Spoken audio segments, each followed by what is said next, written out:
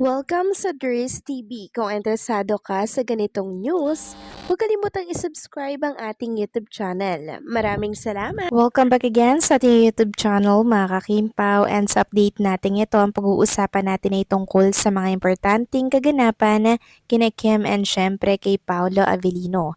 Pero bago po ang lahat, maraming salamat sa inyong patuloy na pag-support at pagsubaybay sa mga daily update natin. Kaya naman bilang pasalamat, narito po ang isang napili kong komento patungkol ito sa naging previous update. Mula ito kay Ginang Norma Dayag. Sabi niya, "Good day yan, Dries TV. Imposible lahat itong mga balitang kumakalat kaya kami mga seniors, yung sabi ni OD na ito na yung umpisa ng pagkalaos ng KP, kaya mga bashers, di pa ba kayo nahihinto? Sa kakabash no kay Kimi, halatang halata kayo, parati na lang KP ang binabash ninyo. Karamihang artists na pwede nyong i-bash pero always Kimi at Paolo ang binabash nyo. Always the more blessings na darating for every bash. Kaya to this basher na nagsasabi na kahit lumuhod kami, mag-novena sa Baklaran ay di magkatuluyan ang KP. Puro fake news daw kayo mga vlogger ng KP. God bless us all, especially Kim Pao. Maraming salamat po sa komento, Ginang Norma Dayag.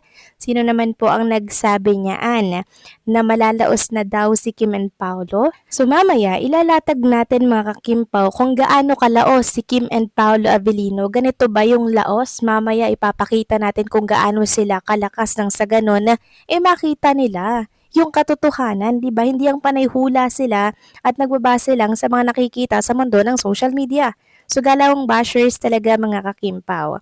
At yung mga ganyan, hindi na dapat natin yan pinag-uusapan or pinapansin. Kasi the more na pinag-uusapan natin, mas marami pong nako-curious. Kaya deadma, mag-focus tayo ngayon sa show ni Kim and Paolo.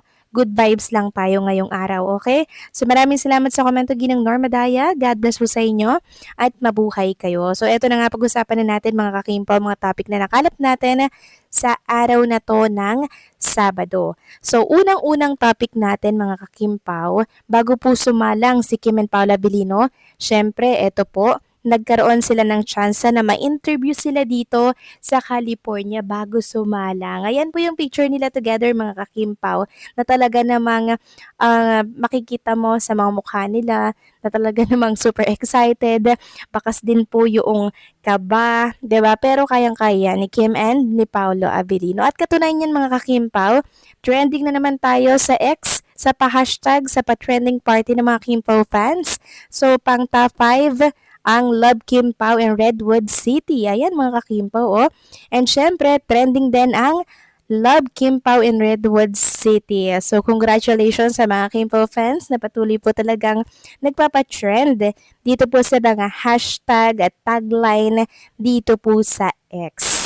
At sa naghahanap po ng pila mga kakimpaw, para yan sa Love Kim Pao show ni Kim and Paolo Avellino. Medyo malabo po ata yung nailagay ko kanina doon sa previous update natin. Pasensya na po kayo mga kakimpaw. Eto, mas malinaw po yung ilalagay ko sa mga screen po ninyo. Okay, totoong may pila. Sobrang haba mga kakimpaw. Ayan, ilalagay ko na lamang ha.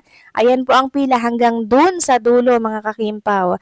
Mga Kimpaw fans yan na talaga namang dumayo po dito sa Redwood City sa Pax Theater para lamang mapanood si Kim and si Paolo. So yan ba mga kakimpaw? Yung sinasabing malapit na daw malaos si Kim and Paolo dahil buy one take one na daw po yung ticket. Ayan lang naman mga kakimpaw yung sinasabi nilang laos, oh. Sobrang daming mga taong nagkakagulo sa labas ng Pax Theater. Hindi na po maganda umayaw at nagaantay ng show ni Kim and ni Paolo. Ayan po mga kakimpaw ang katotohanan. Hindi po laos o hindi malapit malaos dahil hanggang ngayon inamamayagpag po ang kanilang tambalan. Katunayan yan, di ba, magkakaroon pa sila ng bagong series by November at meron pang upcoming. So yun ba yung laos mga kakimpaw? Kaya deadman nyo na lang yung mga kinakalat po ng mga bashers na yan. Okay? Samantalang bago nga po magsimula, no, si Kim and Paolo Avellino sa kanilang show, syempre, sumalang muna dito si Carmel, mga kakimpaw. Ayan po yung kanyang, ayan no, yan po yung picture niya mga kakimpaw, pinapakita ko po sa mga screen po ninyo. And also sa mga nagtatanong kung saan daw ito mapapanood mga kakimpaw, itong live ng Love Kim Pao, ito po ang Bill is gumawa po ng paraan mga kakimpaw para nang sa ganon ay makapanood tayo ng live na live. Ayon nga dito, meet Kim Chu in an exclusive one-on-one VIP experience for new World Remit users lamang pala to. Here's how to qualify. Download World Remit daw, send $40 and get $20 off. Your recipient still receive $40. Use code KIMUSA US or Kim Canada CA. Visit the World Remit booth to claim your spot. Unlike access to an exclusive meet and greet Kim Chu, limited spot available once they're gone, they're gone. Eligibility required, must have a valid ticket to the Love Kim Pao event. Terms and condition apply. So eto po mga kakimpaw pala, ang dami pa po palang proseso para po maka-access dito. Well, sana po ay merong mag-live na lamang sa isa sa mga Kimpaw Fans Club na nanonood po dyan sa Redwood Pax Theater dyan po sa California. Hopefully may mag-live na lang, no? May babayaran pa pala kayo mga kakimpaw. Hayaan nyo. At kung may makuha tayong mga info, i-share ko naman sa inyo agad-agad ang tungkol dito kay Kim and Paolo Avellino na event. And alam naman natin na unang-una magpapakilig si Kim and Paolo. Siyempre yung chemistry to the highest level na naman po yung mga atake ni Paolo Avellino doon. For sure, sobrang kikiligin ang lahat dito. At alam naman natin pag ganyan mga kakimpaw, sigawan, tilian, halakhakan at super kilig ang mga OFW natin dyan sa Pax Theater. So, given na naman yan mga kakimpaw kasi sobrang lakas talaga ng chemistry ni Kim and Paolo Avellino. So, nasisense ko na talaga yung successful na magiging show nila ngayong araw. Kasi sobrang dami po talagang tao. Hindi po maganda umayaw. Sa labas pa lang po ng Pax Theater, sobrang pinipilahan talaga etong Love Kim Pao, syempre ni Kim and Paolo Avellino. Dahil ito'y minsan lang talagang mangyari. And nakakatuwa lang dahil nabigyan po ng chance si Kim and Paolo Avellino na makapag-show ng sila lang mga kakimpaw. Kaya medyo nakakakabanga naman, 'di ba? Pero I'm sure kayang-kaya nila yan mga kakimpaw na maitawid, maging successful.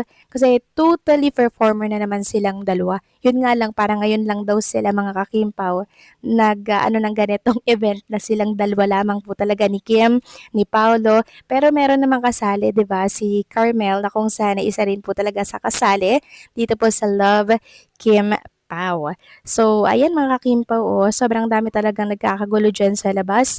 And advance congratulations kay Kim and Paolo Avellino sa successful po na show nila sa first leg ng kanilang event sa Redwood City sa Pax Theater. Congratulations in advance. So, paano mga kakimpaw, hanggang dito na lamang po update natin at maraming salamat sa patuloy na pagsuporta.